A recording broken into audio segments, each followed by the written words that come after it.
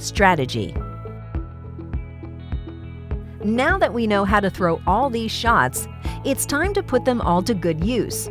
One of the best basic strategies in curling is to plan to score 2 or more points when you have the hammer, and to try to keep your opponent to 1 point or fewer when you do not have the hammer. If you are successful at this strategy, you'll win every game.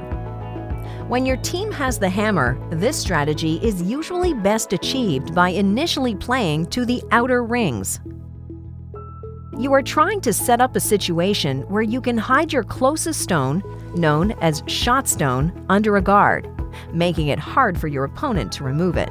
If all goes to plan, it should allow you the opportunity to attempt a draw to the button on your last stone, or a simple hit to remove an opponent's closest stone to potentially generate a second point. When your team does not have the hammer, a good strategy is to try to force shots into the center of play. This is called the control zone. This type of play will potentially allow you to steal 1 or more points by forcing your opponent to execute a tough single-point shot with their last stone. The trick to any strategy is taking into account the risk versus reward.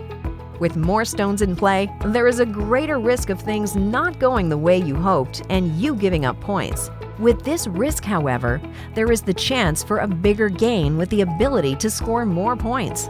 This can be especially useful when playing from behind. If you are winning a game, you might want to play more hits, keeping less stones in play, and therefore having less chance of giving up multiple points.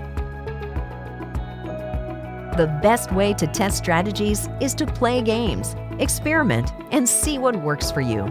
The more challenging game situations you find yourself in, the more you will understand what the best shot might be in any given situation.